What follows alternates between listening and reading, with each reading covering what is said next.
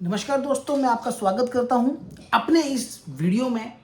ये हमारा इस साल का पहला वीडियो है और पिछले साल के लास्ट वीडियो के कंटिन्यूएशन में सेकंड वीडियो है, जो पार्ट 2 है ऑफ दोगलापन बुक से, जो लिखी है मिस्टर अश्नीर ग्रोवर ने और one of the best selling book रही है। बहुत बड़े एंटरप्रेन्योर रहे हैं और उन्होंने अपनी जर्नी को एक बुक में लिखा है। सक्सेस के 5 पॉइंट मैं पिछले साल लास्ट में आपको दे चुका हूं। मेरा ये कमिटमेंट था कि मैं आपके पास लेके आऊंगा उनके फेलियर के 5 पॉइंट्स को, जिनको वो मानते हैं कि उन 5 फेलियर्स के पॉइंट्स की वजह से वो अपने आप को एक सक्सेसफुल फाउंडर नहीं मानते हैं या अपनी फाउंडरशिप में वो फेल हो गए हैं। तो 5 पॉइंट कौन से हैं, एक एक करके जान लेंगे। उनका कहना ये भी है कि यदि आप ये 5 पॉइंट कर भी रहे हो ना, या तो अलग तरीके से करो या करो ही मत। अगर ये करोगे तो हो सकता है कि आप भी उनकी तरह फेल हो जाए। तो आइए इस सफर की शुरुआत करते हैं। पहला पॉइंट उन्होंने बोला कि गेम, उन्होंने बिजनेस को गेम बोला। Game is between you and your customer, और बाकी जो भी लोग हैं, आपके एम्प्लॉई, आपके इन्वेस्टर, आपके बैंकर, वो सब आपके उनके बीच में आने वाले हैं। यदि आप बिजनेस में आ रहे हैं तो आपको ये चीज ध्यान रखनी है कि बाकी जितने भी लोग हैं वो बीच में आएंगे। आपके एम्प्लॉई, आपके बैंकर, आपके इन्वेस्टर अपना शेयर प्रॉफिट का मांगेंगे, अपना शेयर रेम्यूनरेशन का मांगेंगे, और जो कुछ बचेगा सिर्फ वही आपके हाथ आने वाला है। यदि आप इस पीस को लेकर सेटिस्फाइड हैं अपनी लाइफ में और आपको लगता है कि आप उस पीस के साथ ग्रो करेंगे बहुत ज्यादा, तो ही बिजनेस में आइएगा, अदरवाइज बिजनेस में मत आइएगा। ये उनका कहना है। दूसरा पॉइंट उन्होंने बोला कि investor is not above you. बड़ी ही गहरी बात बोली उन्होंने कि इन्वेस्टर को भगवान बना लिया है। जब कोई बिजनेस कर रहा है और वो देखता है कि हमको पैसा चाहिए, तो इन्वेस्टर के कहने पर नए डायरेक्टर लेके आता है, नए एम्प्लॉय लेके आता है, बड़ा इंफ्रास्ट्रक्चर लगाता है। इन्वेस्टर पैसा तो लगा रहा है, लेकिन वो क्या कर रहा है, अगर ज्यादा पैसा लगा रहा है तो आपका मेजर चंक लेके जा रहा है, बिजनेस की ओनरशिप लेके जा रहा है। तो अश्नीर ग्रोवर जी ने यह बताया कि उन्होंने गलती करी, इन्वेस्टर को अपने से ऊपर माना और most of the things as per investors किया, जिसमें वो भूल गए रियल गेम। रियल गेम क्या थी? आप और आपका कस्टमर, बाकी सब लोग वेंडर हैं, उसके अलावा वो कुछ भी नहीं है। तीसरा पॉइंट उन्होंने बताया कि यदि आप बिजनेस में आए हैं तो अपनी फैमिली में से किसी को बोर्ड में सीट देने से बिल्कुल ना झिझकिचाएं।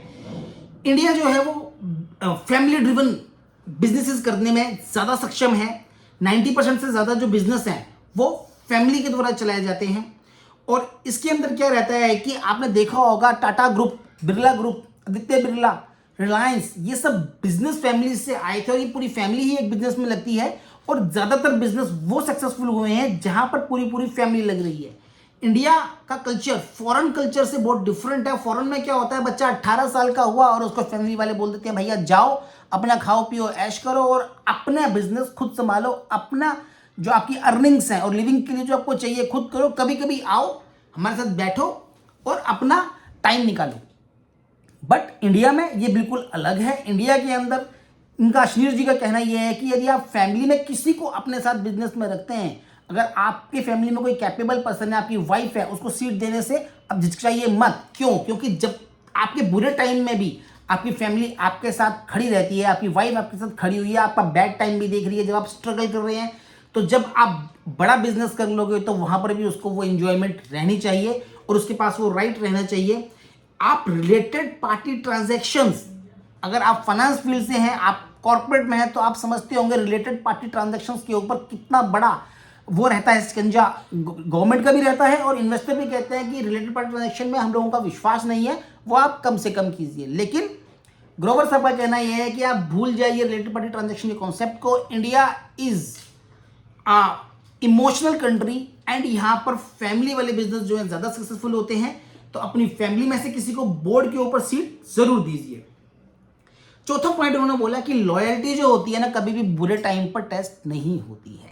चाहे वो आपका एम्प्लॉय हो, चाहे वो आपका इन्वेस्टर हो, चाहे वो आपका बैंकर हो, जब आपका बुरा टाइम शुरू होगा तो कभी भी आपका एम्प्लॉय आपके साथ खड़ा नहीं होगा, क्योंकि उसके लिए तो उसका पे चेक ही इंपॉर्टेंट रहता है। अगर आप पैसा नहीं दे पाओगे तो छोड़ के कहीं और चला जाएगा। बैंकर को पैसा नहीं जाएगा तो आपका एसेट जो है वो लिक्विडेट कर देगा, और यदि इन्वेस्टर को पैसा नहीं जाएगा तो वो अपना शेयर किसी और को बेच देगा, नई मैनेजमेंट ले आएगा, और जितने भी आपके पुराने कमिटमेंट हैं वो सारे के सारे खराब हो जाते हैं। उनका कहना यह है कि जब उनका बैड टाइम आया तो उनके साथ उनका ना तो कोई एम्प्लॉय खड़ा रहा, एक दो को छोड़कर, ना ही कोई इन्वेस्टर खड़ा रहा जिन्हें उन्होंने मल्टी फोल्ड्स रिटर्न्स कमा के दिए अपने बिजनेस से। पांचवी चीज, बहुत ही इंपॉर्टेंट चीज मुझे लगता है कि ये सबसे पहले उनको बोल देनी चाहिए थी। उन्होंने कहा है कि फाउंडर लिक्विडिटी फर्स्ट। यदि आप कोई धंधा शुरू कर रहे हैं, बिजनेस चला रहे हैं, चलाने वाले हैं, तो आपको अपना प्रॉफिट सबसे पहले देखना है। यदि आपकी जेब में पैसा रहेगा तो आप अपने बिजनेस को और बहुत अच्छे तरीके से कर सकते हैं, विदाउट एनी प्रेशर कर सकते हैं, अपने हिसाब से काम कर सकते हैं। कभी भी यदि आप बिजनेस में अच्छा कर रहे हैं, अच्छा प्रॉफिट लेके आ रहे हैं, तो आप अपने इन्वेस्टर से अधिक लिक्विडिटी मांगने में शर्माए नहीं।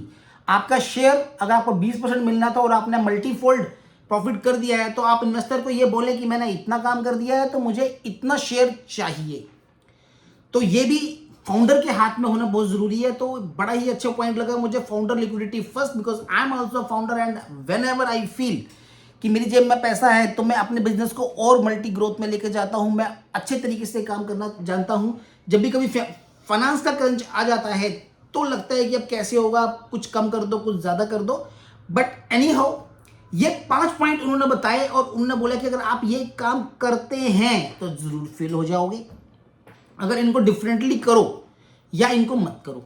तो ये आने वाला जो साल है 23-24 वाला, दिसंबर 24 तक अगर आप इन चीज़ों से बचे रहे तो आपका बिजनेस बहुत बढ़िया चलने वाला है, एक अच्छी ग्रोथ पे जाएगा। उन्होंने एक चीज़ और बोली कि जाते जाते उन्होंने बोला कि आपको अवेयर रहना है कुछ प्रोफेशन से। ग्रोवर साहब का कहना है कि आपको ड्रग पेडलिंग से अवेयर रहना है, प्रोस्टिट्यूशन एंड पिंपिंग इसके ऊपर ध्यान रखना है, बैंकर्स के ऊपर आपको ध्यान रखना है, आपको लीगल प्रोफेशंस के ऊपर भी ध्यान रखना है। ये कुछ ऐसे प्रोफेशन है जो वर्स्ट हो सकते हैं और ये लोग आपकी वैल्यू सक कर लेते हैं और आपको बदले में कुछ देते नहीं हैं, आपसे लेके ही जाते हैं। उनका कहना ये भी है कि आप legal lawyers, advocates, chartered accountants जो भी आपके साथ एसोसिएट हैं उनको प्रॉपर टाइम दीजिए। यदि आप टाइम प्रॉपर नहीं देंगे तो आपका कोई बहुत बड़ा लॉस हो सकता है, जैसा उनके साथ हुआ। यदि आप बुक पढ़ेंगे तो आपको समझ में आएगा, या सुन भी सकते हैं आप अमेजॉन ऑडियो के ऊपर, तो आपको समझ में आ जाएगा कि उनके साथ क्या हुआ जिसलिए वो उन्होंने ये चीज़ें बताई हैं। होपफुली आपको ये मेरा वीडियो असरदार लगा होगा, आने वाले साल के लिए आपको कुछ अच्छे टिप्स देके गया होगा। धन्यवाद, थैंक यू।